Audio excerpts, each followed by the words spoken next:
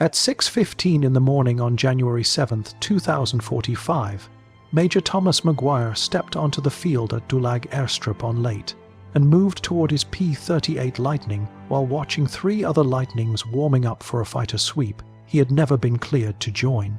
He was only 24 years old, yet he carried 38 confirmed victories and stood just 2 kills behind the American ace of aces Richard Bong, who held 40 victories.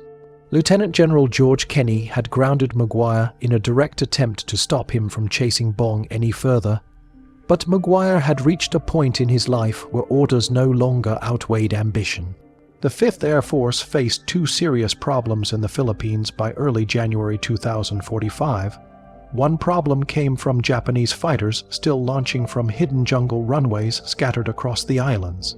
The second problem was Thomas Maguire himself, whose determination to surpass Dick Bong had grown into a dangerous fixation. Maguire had joined the 431st Fighter Squadron inside the 475th Fighter Group in July 2043. For the first year, his combat efforts had felt like a slow punishment. His duties as squadron commander forced him behind a desk, while other pilots flew missions and collected victories. Illness removed him from the skies again and again. He would watch pilots return with new kill markings while he carried none.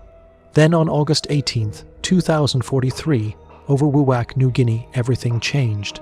Maguire shot down 2 Nakajima Kai 43 Oscars and 1 Kawasaki Kai 61 Tony. The next day he downed 2 more Oscars, 5 victories in 48 hours.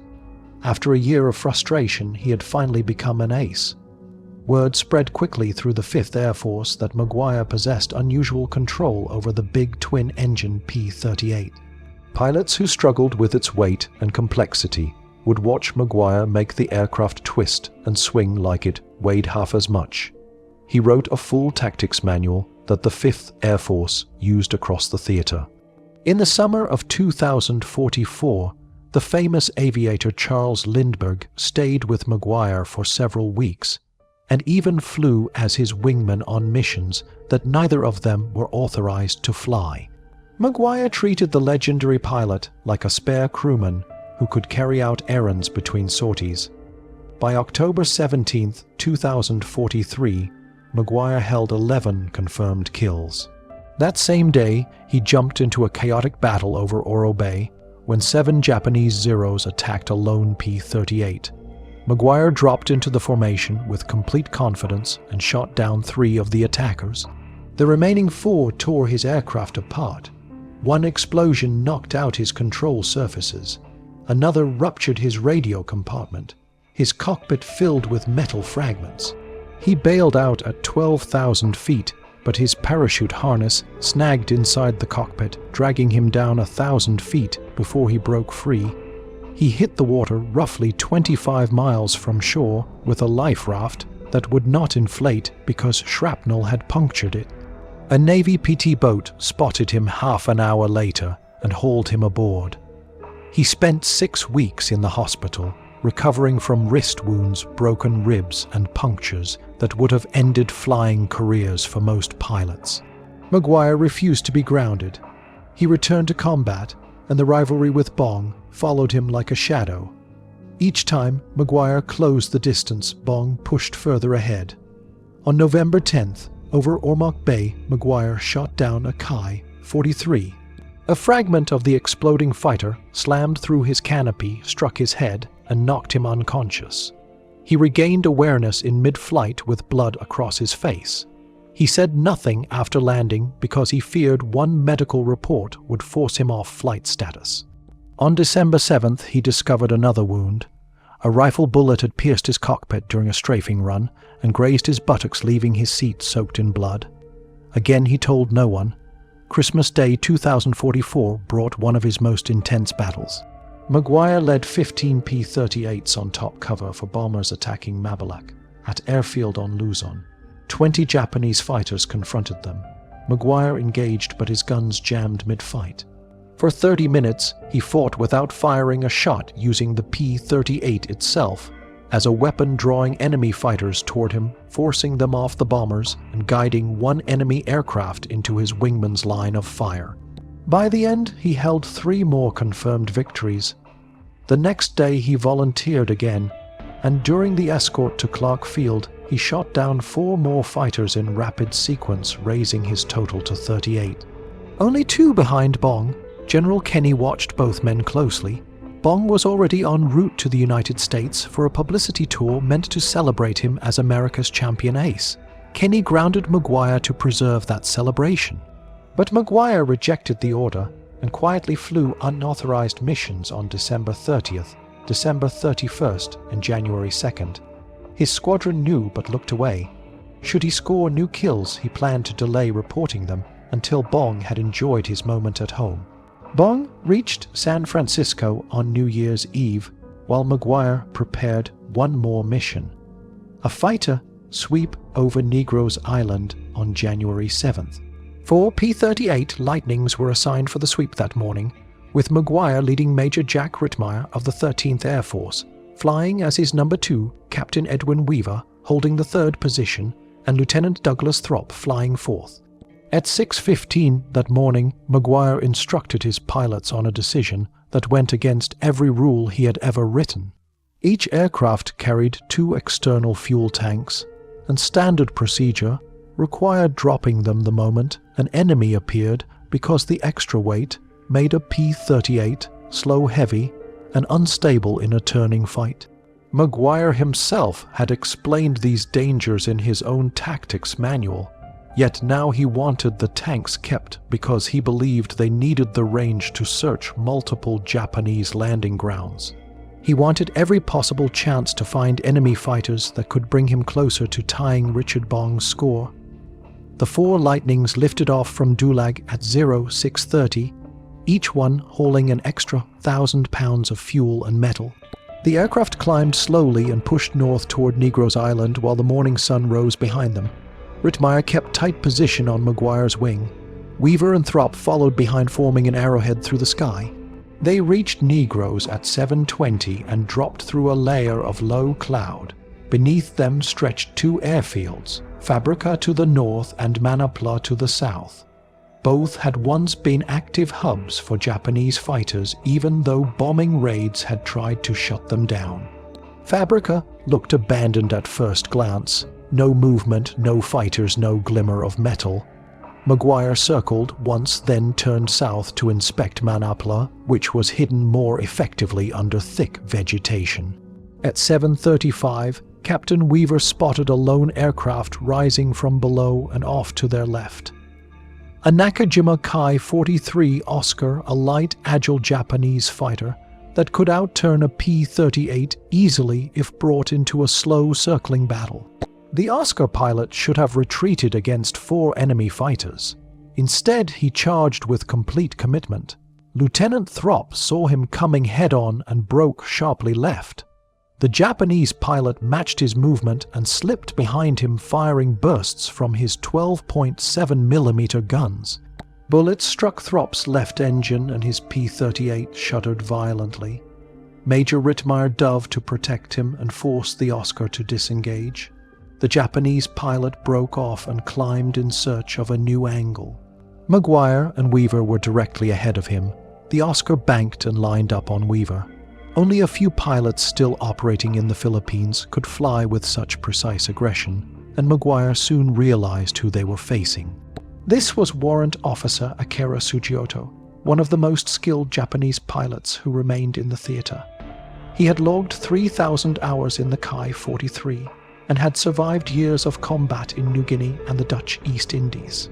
He understood exactly how to exploit the weaknesses of an American twin-engine fighter carrying heavy drop tanks. The P-38 was far faster in level flight and far more powerful in a dive, but when slowed down by fuel tanks it could not match the nimble Oscar. Sugioto stayed directly behind Weaver, firing short calculated bursts. Weaver radioed that he was under attack and cut inside the turn, hoping to spoil the Japanese pilot's aim. Maguire eased his own turn to draw Sugioto's attention, and the Japanese pilot fell for the distraction. He shifted his attack toward Maguire, and both aircraft sunk into a tightening turn only 300 feet above the treetops. This was the exact scenario Maguire had warned against. He had written pages on the danger of low-altitude turning contests while still carrying external tanks. Yet he committed to the turn anyway, trying to bring his nose around just enough to fire the first burst that would push him closer to Bong. His airspeed bled off as the turn tightened. 180 knots. 160, 140, the P-38 trembled on the edge of a stall. Above them, another Japanese aircraft appeared, a second Oscar diving from the clouds. This one was flown by Technical Sergeant Misanori Fukuda, a 21-year-old instructor recently assigned to frontline duty with the 71st Sentai. Fukuda dove straight for Rittmeyer, delivering a violent burst that shattered the center fuselage of the American fighter. Rittmeyer never had a chance. His P-38 folded and plunged into a nearby river. He died instantly. Maguire saw none of it. His full focus was locked onto Sugioto. He could feel the heavy lightning struggling as he forced it deeper into the turn, hoping for 1 second 1 inch of angle 1 glimpse where his guns would align. Behind him, Weaver and Throp were fighting their own desperate battles, trying to break away from the two Japanese masters who had turned a 4 against 1 encounter into a deadly even match. The entire conflict unfolded in less than a minute, yet every second felt slow, heavy, and suffocating. Sugioto kept closing distance behind Maguire, confident in his ability to force the larger American fighter into a fatal mistake. Maguire pulled harder, ignoring the warning shudder that rippled through the airframe as his speed dropped further. He needed only a few degrees more to bring the enemy into his gunsight. He believed he could outfly the situation, as he had so many times in the past. But the laws of physics and the weight of the external tanks were already deciding the outcome. The P-38 Lightning approached the edge of its limits, and the canopy of trees below waited silently for what came next. Maguire forced the control yoke even harder, hoping to pull the Lightning through the last degree of turn that would finally give him a clean shot at Sugioto, yet the aircraft had reached its breaking point. At 300 feet above the jungle canopy, the P-38 stalled. Maguire felt the change instantly. The yoke softened in his grip, as if the aircraft had suddenly lost its strength. The nose dropped, and the Lightning snapped inverted with both Allison engines screaming at full power, but producing no lift. The twin booms rolled upside down, and the dark green treetops surged upward like a rising wall. Maguire had only 2 seconds, maybe 3, to save the aircraft, but a fully loaded P-38 carrying external drop tanks could not be recovered from such a stall at that altitude. Still, Maguire tried. He pushed the yoke forward, attempting to break the stall and roll the Lightning upright. For a heartbeat, it looked possible. The nose began to rise, the wings edged toward level flight, and the airframe responded just enough to offer hope. Then the ground arrived. At 0741 on January 7, 2045, the Lightning struck the jungle with catastrophic force.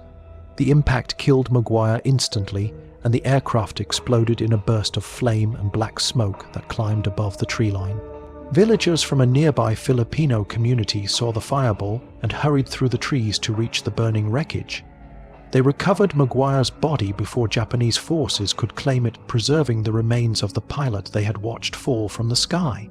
Overhead, the dogfight raged for only a few seconds longer. Captain Weaver had seen Fukuda shoot down Rittmeyer, and now he lined up behind Fukuda, firing long bursts that shredded the Japanese Oscar. Fukuda managed a desperate wheels-up landing at the Manapla Strip, but the aircraft crumpled on the rough ground. Fukuda survived, but the Oscar was destroyed. Meanwhile, Warrant Officer Sugioto fought to keep his own damaged aircraft airborne. During the fast-moving battle, he had taken hits from Throp and possibly from Rittmeyer before Rittmeyer fell. Smoke trailed from his engine as he turned back toward Manapla. He reached the airfield but crashed on landing. Filipino guerrillas located him later that day and killed him. Lieutenant Throp's P-38 limped along with one engine ruined and smoke trailing behind his wing. Weaver remained the only fully functional American fighter in the sky. The two surviving pilots climbed away from the shattered battle zone and began the journey back to base, carrying the weight of losing both their leader and Major Rittmeyer in less than 2 minutes of combat. Their four-plane sweep had met only 2 enemy fighters, yet those 2 Japanese veterans had torn through them with lethal expertise, especially with the Americans burdened by the heavy fuel tanks that crippled their maneuverability. News reached 5th Air Force headquarters within hours. Reports arrived stating that Major Thomas Maguire was missing in action and presumed dead. The message reached General George Kenney while he was preparing for meetings in Manila. As soon as he heard Maguire's name, Kenney stopped thinking about strategy and logistics. He began thinking about the young pilot he had grounded only weeks earlier in an effort to preserve Bong as America's ace of aces. Maguire had ignored the order. He had flown anyway. He had been 2 victories short of tying Bong. Perhaps he believed this mission was the opportunity he had been waiting for. Back in the United States, Richard Bong was completing his publicity tour. Crowds gathered at war bond events cheering the man with 40 victories. Newspapers featured his story nationwide. Parade organizers honored him as the symbol of American fighter pilots. Bong planned to marry his fiancée Marjorie soon afterward, then serve as a test pilot. On January 8th, the news of Maguire's death reached him. The rivalry that had defined much of their flying careers ended at that moment. Bong would remain the highest-scoring American ace, but the victory meant little. He had lost a fellow Lightning pilot, someone who understood the strange mix of pride, pressure, and obsession that came with aerial combat. Someone who had pushed himself and his aircraft to the edge. Maguire's body remained in the Philippines until 1949, when the United States Army recovered his remains from Negros Island and transported them home. On May 17, 1950, Thomas Buchanan Maguire Jr. was laid to rest with full military honors at Arlington National Cemetery. He received a posthumous promotion to lieutenant colonel, and in 1948, Maguire Air Force Base in New Jersey had already been named in his honor. On March 7, 1946, the Medal of Honor citation for Maguire was published describing his actions on December 25th and December 26, 2044. It highlighted the 7 kills he achieved in those 2 days, and the extraordinary courage he displayed when his guns failed during the Christmas battle. It recognized his determination to protect bombers and rescue fellow pilots regardless of risk. The citation made no reference to January 7th. It made no mention of the unauthorized mission of the Choice to keep the external tanks attached, or of the low-altitude turning fight that violated the very rules Maguire had written for others to follow. Yet every P-38 pilot in the 5th Air Force understood exactly what had happened. They knew Maguire had broken his own guidance. They knew he had ignored a direct grounding order. They knew the rivalry with Bong had driven him into an impossible situation. Many asked why. Why would one of the most skilled and intelligent pilots in the entire theater choose to engage in a deadly turning fight at 300 feet while burdened by heavy tanks? Why would he pursue a kill when he knew the maneuver went against every principle he believed in? Why would a man with 38 victories push so hard for 2 more that he would risk everything? The answers lay in the path Maguire had taken from frustrated squadron commander to America's second highest scoring ace, and in the ambition that had fueled him every time he stepped into a cockpit. Thomas Buchanan Maguire Jr. had been shaped long before he ever climbed into a P-38 Lightning. Born in Ridgewood, New Jersey on August 1, 1920, he grew up between 2 worlds after his parents separated, and he moved with his mother to Sebring, Florida, a small southern town with fewer than 5,000 people. He never truly fit in. He was quiet, defensive, and often kept to himself, and whenever classmates targeted him, he responded with a sharpened pride that hid the insecurity left behind by years of mistreatment. Aviation became his escape. It offered a world where skill, determination, and discipline mattered more than popularity. In 1938, he enrolled at Georgia Institute of Technology to study aeronautical engineering. He played in the marching band, served as sergeant major in the rock program, and joined the Beta Theta Pi fraternity. Yet McGuire was restless and ambitious. After his third year, he left Georgia Tech to enter the Army Air Corps in 1941. He arrived at flying school in Corsicana, Texas, as an aviation cadet, then continued training in San Antonio before receiving his wings at Kelly Field. On February 2, 1942, he became a second lieutenant. At 21 years old, he carried no combat experience and no victories, yet he possessed intense drive and a deep fascination with aircraft systems. The Army assigned him to the 313th Pursuit Squadron at Selfridge Field in Michigan, then to the 56th Pursuit Squadron at Payne Field in Washington. His first combat orders came in June 1942, sending him to the Aleutian Islands to fly patrols in the Bell P-39 Airacobra. Conditions were brutal. Wind, rain, fog, and cold hammered the airfields relentlessly. Japanese forces held positions on Attu and Kiska, and American pilots flew long, lonely patrols searching for bombers or scouts. For 4 months, McGuire saw nothing but empty sky. No engagements, no victories, just endless grey weather and worn-out aircraft. The P-39 was a poor match for the mission with limited range and weak high-altitude performance. Still, McGuire flew it as best he could. In December 1942, he married Marilyn Gisler, whose nickname was Pudgy. Shortly after the wedding, he transferred to Hamilton Field in California, and then in February 1943, he moved to Orange County Airport for transition training into a new aircraft, the Lockheed P-38 Lightning. The Lightning was unlike anything he had flown. Twin engines, long legs, heavy armament, and advanced systems made it a formidable but demanding aircraft. Many pilots struggled to control it, yet McGuire adapted instantly. He studied every switch and mechanism until he understood exactly how to coax the best performance from the fighter. Where others hesitated, McGuire seemed born to fly it. In March 1943, he shipped out to the Southwest Pacific and joined the 9th Fighter Squadron of the 49th Fighter Group under the 5th Air Force. There he met Dick Bong, already praised for his growing list of aerial victories. McGuire flew his first combat mission on April 22nd. 2 months later, he transferred to the newly formed 475th Fighter Group, an elite unit composed entirely of P-38s, nicknamed Satan's Angels by Lieutenant General George Kenney. McGuire joined the 431st Fighter Squadron. For the next year, he found himself locked in frustration. As Squadron Operations Officer and later Commander, he spent more time on paperwork and administration than in the air. While Bong, Tommy Lynch, and Neil Kirby added to their tallies, McGuire sat grounded by duty illness and slow operational schedules.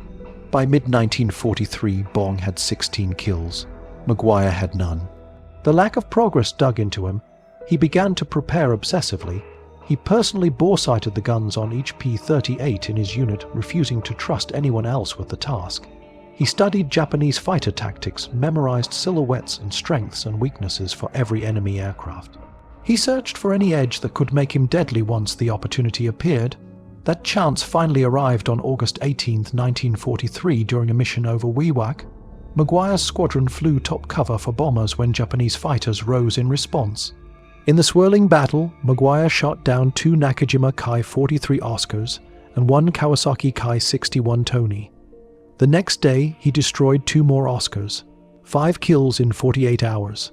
The long drought was over. He was an ace at last, yet 5 victories were only the beginning. Lynch, Kirby, and Bong were far ahead. The race had begun even if no one said so aloud. Through September and October, McGuire added to his total, but slowly as Japanese aircraft became more scarce. The enemy pulled back, conserving fighters for more critical fronts. Some missions ended with no contact at all. Then came October 17, 1943, the day that transformed McGuire's reputation. He was flying patrol over Oro Bay when radar detected incoming Japanese bombers escorted by Mitsubishi G4M Bettys and Mitsubishi A6M0s. Maguire scrambled with his flight from Dobajura at 23,000 feet. Below them, he spotted a lone P-38 under attack by 7 Zeros. Without hesitation, he dropped his fuel tanks and dove straight into the melee. In seconds, he destroyed 3 Zeros, saving the other P-38. But the remaining 4 Zeros closed in and hammered his aircraft. Explosions ripped through both engines. A 20mm shell detonated in the radio bay. A 7.7mm round tore through his wrist. Metal shards punched into his hips and arm. His elevator controls were gone, and the P-38 plunged out of control. Maguire tried to bail out, but his parachute caught inside the cockpit, dragging him downward. Only at 1,000 feet did he break free. His chute opened, and he splashed into the sea 25 miles from land with a raft that would not inflate. He floated for 30 minutes before rescue by PT Boat 152. After 6 weeks of recovery, he refused evacuation and returned to combat with 11 victories. But by then, Bong had surged far ahead. Through 1944, Maguire balanced command duties with limited flying time. Meanwhile, Bong flew directly under V-Fighter command, avoiding administrative duties and focusing purely on scoring victories. In April 1944, Bong broke Eddie Rickenbacker's record and became a national hero with 27 kills while Maguire held 16. Still, Maguire continued refining his craft. Later that summer, Charles Lindbergh arrived and flew alongside him, studying how to stretch the P-38's range. Maguire applied the new techniques, immediately increasing his loiter time and creating more chances to find enemy planes. By October 1944, Maguire reached 24 kills while Bong stood at 38. As the Philippines campaign began, the skies filled with Japanese fighters once more, and the rivalry reignited at full intensity. As 1944 moved into its final months, Japanese fighters grew harder to find in New Guinea and New Britain because the enemy had begun withdrawing aircraft to protect more vital positions. Many missions ended without a single sighting. Yet on October 17th, everything changed again. Maguire was flying a patrol mission over Oro Bay when radar picked up a formation of Mitsubishi G4M Betty bombers approaching with a protective screen of Mitsubishi A6M0s. Maguire and his flight scrambled from Dobajura, climbing to 23,000 feet. From above, he saw one lone P-38 under assault by 7 Zeros. In that instant, he made a decision that only a few pilots would ever dare. He dropped his external fuel tanks and dove straight into the group of enemies with full throttle. In rapid succession, he shot down 3 Zeros and forced the others off the remaining Lightning. But the Japanese pilots regrouped and focused entirely on him. Their coordinated fire tore his aircraft apart. The left engine was shredded, the right engine damaged, and a powerful explosion blew apart the radio compartment. A small caliber round punched through his wrist, and fragments sliced into his hips and arms. With the elevator controls destroyed, he fought to bail out. His parachute harness snagged inside the cockpit, pulling him downward as the crippled P-38 fell from 12,000 feet. He fought the tangled strap as the altimeter unwound. 10,000, 8,000, 6,000, 4,000, 2,000, near 1,000 feet he finally tore free and jumped. His parachute opened and he fell into the ocean 25 miles offshore. A Navy PT boat reached him after 30 minutes and hauled him aboard. He spent 6 weeks in recovery with injuries that would have ended most flying careers. But Maguire refused evacuation. He returned to his squadron in December carrying 11 victories and a hardened drive. Through early 1944 he resumed combat, but administrative responsibilities continued to keep him grounded for long periods, while Bong continued flying freely under V-Fighter command. Bong advanced quickly. On April 12, 1944, he reached 27 kills, surpassing Eddie Rickenbacker's record from the First World War and becoming America's new aerial hero. Newspapers across the nation celebrated him. Kenny promoted him. Meanwhile, Maguire held only 16 victories. The gap between them looked impossible to close. Then in the summer, Charles Lindbergh arrived in the Southwest Pacific as a civilian contractor assigned to study fuel efficiency in the P-38. He bunked with Maguire for several weeks and even flew as his wingman on missions they were not authorized to join. Lindbergh taught Maguire techniques to stretch the range of the P-38 using delicate throttle control and power settings that most military pilots avoided. Maguire mastered these methods quickly and applied them to every mission, lengthening his time in enemy territory and giving himself more opportunities to find Japanese fighters. By October 1944, he reached 24 victories. Bong stood at 38. The Philippines campaign was entering its fiercest phase. Lightning and Zero engagements increased dramatically. On November 2nd, Maguire escorted bombers to Ormoc Bay and shot down a Ki-43 Oscar. During a low strafing run on Japanese shipping a rifle caliber bull, it pierced his cockpit and grazed his buttocks. He discovered the wound after landing when he saw blood pooled in his seat, but said nothing because he feared being pulled off flight duty. 6 days later, on November 10th, he downed another Ki-43 over the same bay.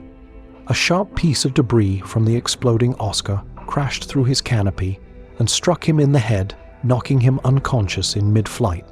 He regained awareness seconds later with blood covering his face. He somehow returned the damaged P-38 to base and again told no one of the head injury. At that moment, he held 26 victories, but Bong reached 40 on December 17, 1944, securing his place as America's ace of aces. He received the Medal of Honor from General MacArthur. The race appeared finished, still Maguire stayed focused. On December 25th, he volunteered to lead 15 P-38s to escort bombers heading toward Mabalacat airfield on Luzon. Japanese fighters rose in aggressive force. 20 Zeros and Oscars dove from the east with the sun behind them. Maguire's fighters turned to intercept, and the battle developed into a wild 30-minute struggle. Maguire shot down 3 Zeros, but in the middle of the fight, every gun on his aircraft jammed. His 450 caliber machine guns and his 20mm cannon all failed, leaving him defenseless. Yet he refused to leave the battle. For another 30 minutes, he flew decoy patterns, diving at enemy fighters, drawing their attacks, and dragging them away from the bombers. In one moment, he forced a Zero directly into the firing line of his wingman, who destroyed it. Maguire earned credit. After the battle, he held 34 victories, only 6 behind Bong. On December 26th, he volunteered again, leading escort fighters toward Clark Field. The mission erupted into simultaneous engagements across the sky. Maguire flew to aid trapped comrades, repeatedly absorbing risk that would have overwhelmed most pilots. He shot down 4 enemy fighters that day, raising his tally to 38 within 48 hours. He had closed the gap from 9 victories to 2. The entire 5th Air Force spoke of it, but General Kenny saw danger. Bong was already heading home to American celebrations. If Maguire kept flying, he might surpass Bong before the parade banners even unfurled. The carefully shaped national image of Bong would fracture. So on December 27th, Kenny grounded Maguire, giving him a direct order to stay out of combat until Bong received his full recognition in the United States. Maguire agreed outwardly, but internally the order felt like another barrier between him and the goal he had chased for years. Within days, he chose to ignore it.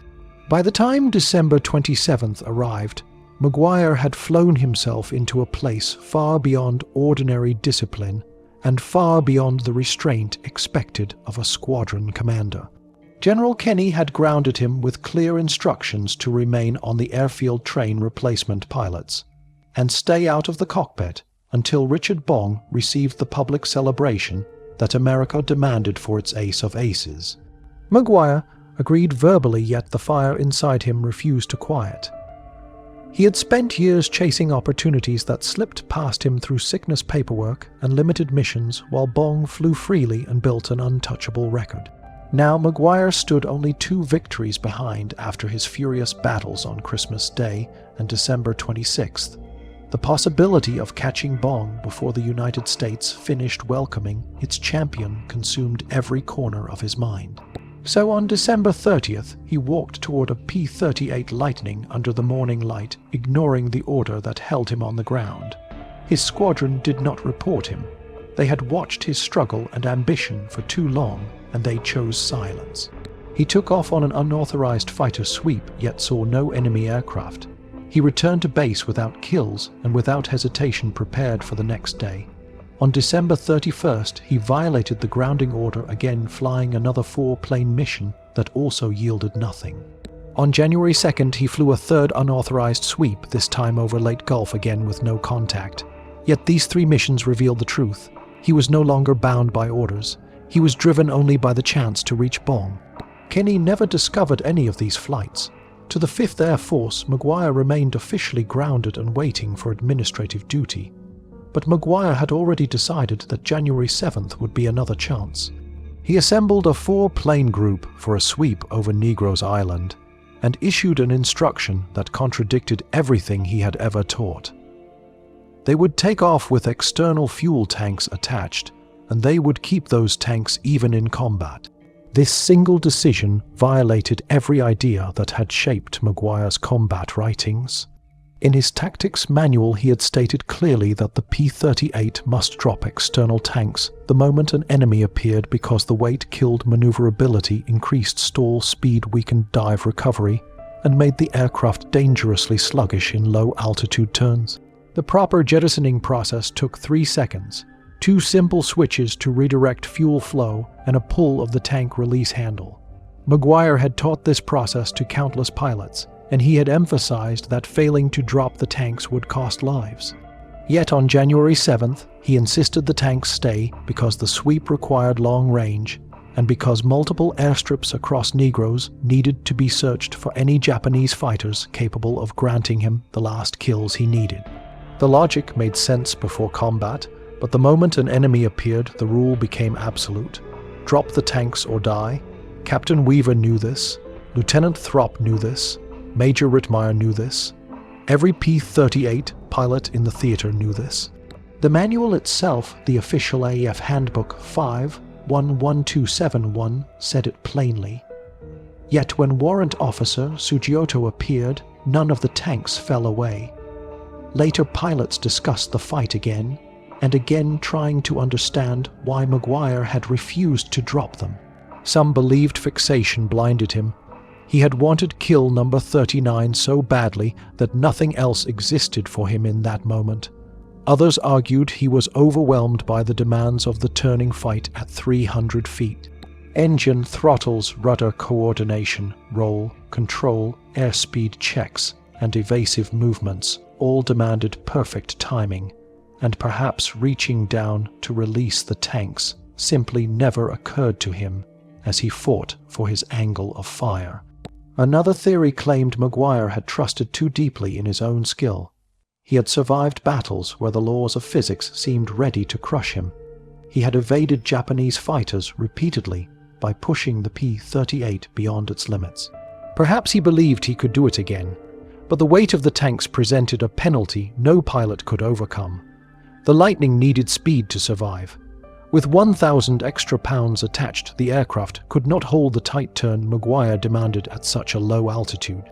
After the crash, the surviving pilots analyzed every moment. They agreed that dropping the tanks might have allowed him to recover from the stall. They knew the P-38 became responsive and agile when flying clean. They knew Maguire had beaten worse odds in the past, but he had ignored his own doctrine, his own warnings and his own expertise. The rivalry with Bong had tightened around him over the past year until it shaped every choice he made in the air. He flew through head wounds, he hid injuries, he pushed through exhaustion, he fought with broken ribs, he volunteered for every dangerous mission. He abandoned all caution during the holiday battles. He disobeyed a direct grounding order. Each decision was another step toward the moment at 300 feet above the Negroes' jungle when he refused to drop the tanks. It did not matter that he was one of the finest pilots in the United States Army Air Forces. It did not matter that he had written the book on P-38 tactics, On January 7, 2045, his ambition erased the space between mastery and disaster. His desire for 2 more victories trapped him in a turning fight that physics would never allow him to win. The stall, the snap, roll, the impact, the explosion all came from one moment of defiance against basic judgment. In the end, Maguire died not because of enemy superiority, but because he could not let go of the rivalry that had defined him.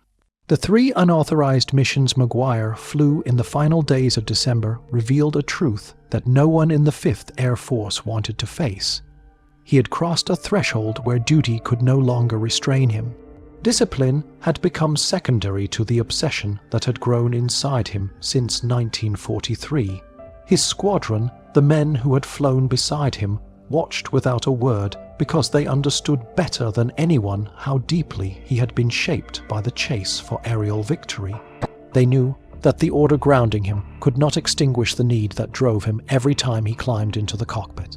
And so January 7th arrived, a date recorded in the histories of the 5th Air Force, as the moment when one of its finest pilots stepped beyond every principle he had ever taught. His decision to keep external fuel tanks attached during combat had already sealed the fate of the mission even before the first enemy aircraft appeared. The warnings he wrote in his own manual were absolute. Never engage in a turning fight with external tanks. Never attempt low-altitude maneuvering with extra weight. Always jettison immediately when confronted by an enemy fighter. These rules had been carved from the experiences of countless pilots who had died learning them. Maguire had been the one who gathered those lessons and refined them into doctrine.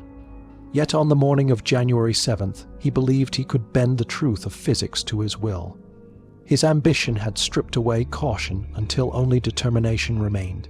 In post-mission analysis, pilots from the 5th Air Force studied the fight and the crash from every possible angle. They all returned to the same question: why did Maguire not release his tanks? He had 30 to 40 seconds before the stall. He had been aware of Sugioto's presence almost immediately after the first attack. At any moment before the turn tightened to its fatal point, he could have reached down, flipped the 2 switches, and pulled the release handle. The tanks would have fallen away, the lightning would have regained its responsiveness, the heavy sluggishness would have vanished, but he did not.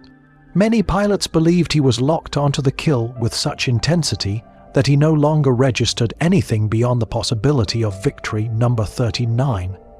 In those final seconds, he was a man who had lived 2 years inside a rivalry that consumed him. The scoreboard mattered more than anything else. He had fought injured. He had risked his life repeatedly to gain position. He had returned to battle the day after being knocked unconscious. He had flown with wounds he never reported. He had disobeyed a direct grounding order. He had done all of it because he refused to allow the gap between himself and Richard Bong to widen without a fight. Others believed the sheer task load of the low-altitude turning battle overwhelmed him. A P-38 required immense concentration to manage in such conditions, especially with external tanks attached. Every second demanded throttle control, aileron balance, rudder coordination, altitude checks, and constant awareness of the enemy position.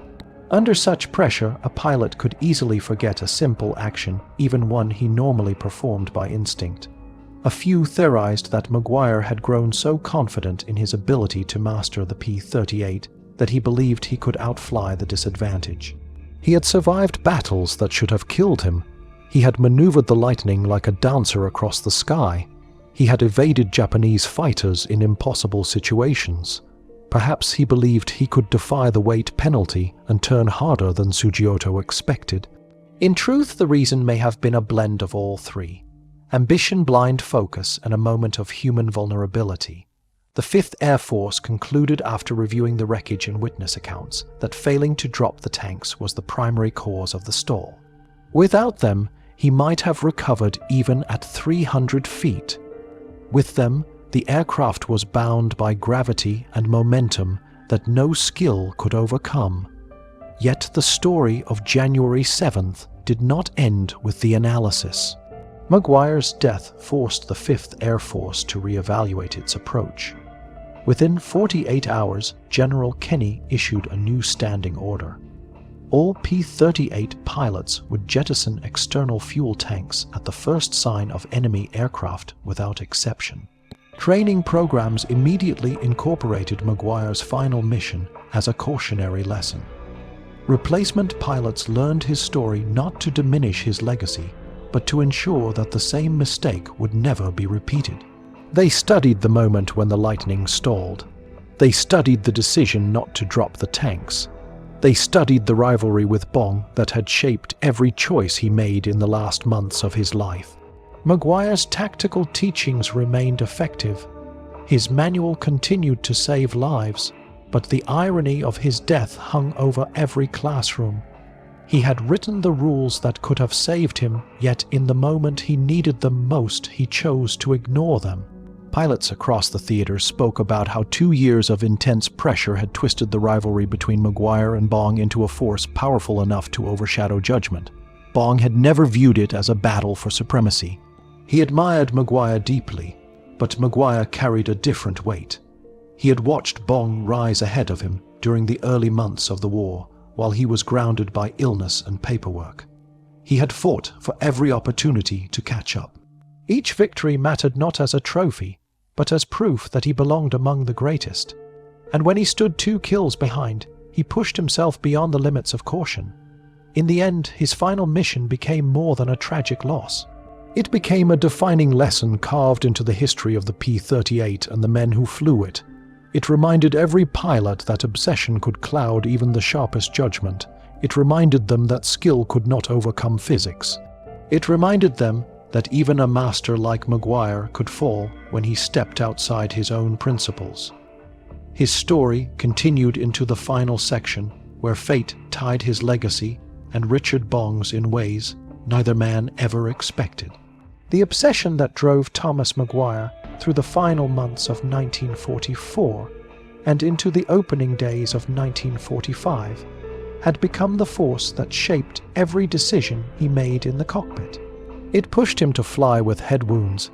It kept him silent when bullets grazed him. It drove him back into the sky after broken ribs and shrapnel injuries. It pushed him into the Christmas battles where he fought even after all his guns jammed. It urged him to defy General Kenny's grounding order. And on January 7th, it led him into the turning fight, where he kept the external tanks attached, refused to drop them, and pulled the P-38 Lightning into a stall at 300 feet, from which recovery was impossible. Thomas Maguire died while performing the very maneuver he had taught others never to attempt. His decision became a harsh lesson carved into the history of the 5th Air Force. His death shocked pilots across the Pacific, not because he had fallen in combat, but because of how he had fallen. One of the most skilled P-38 pilots in the entire Army, Air Forces had died by violating principles he knew better than anyone. Within 2 days, General Kenny issued strict standing orders requiring every P-38 pilot to drop external tanks immediately upon sighting an enemy aircraft. No exceptions, no judgment calls, no hesitation. Training officers added Maguire's final mission to the curriculum. Young pilots learned about the unauthorized sweep, the decision to keep the tanks attached to the low altitude, turning fight, the stall, and the crash. The lesson was drilled into them again and again. Even the greatest pilots die when they ignore fundamentals. Maguire's tactics manual remained in use. His methods for maximizing the Lightning remained some of the most respected in the theater. His analysis of Japanese aircraft continued to guide pilots. Yet no one who read the manual ever forgot the irony that its author had died by breaking its most essential rule. With Maguire gone, the rivalry that had defined the race for aerial victories ended not with celebration but with grief. Richard Bong remained America's ace of aces with 40 kills, the highest total in United States history, but the title felt lonely. He had lost a fellow P-38 master, someone who pushed the aircraft to its limit. It's someone who understood the strange mix of skill, pressure duty, and obsession that ruled the battlefield in the sky. Bong returned to the United States for his publicity tour. He married Marjorie Vattendahl on February 10, 1945. He continued his service by accepting a test pilot assignment at Lockheed, where he trained on the new P-38 Shooting Star, the first operational jet fighter of the United States. He flew repeated test runs learning the jet as engineers refined its systems. On August 6, 1945, the same day the atomic bomb fell on Hiroshima, Bong took off in a P-80 for another test flight. Soon after takeoff, the engine failed. The jet lost power and crashed into a field near Burbank. Bong was killed instantly at only 24 years old, just 7 months after McGuire fell in the jungles of Negros. The two top American aces of the Second World War both died before reaching their 25th birthdays.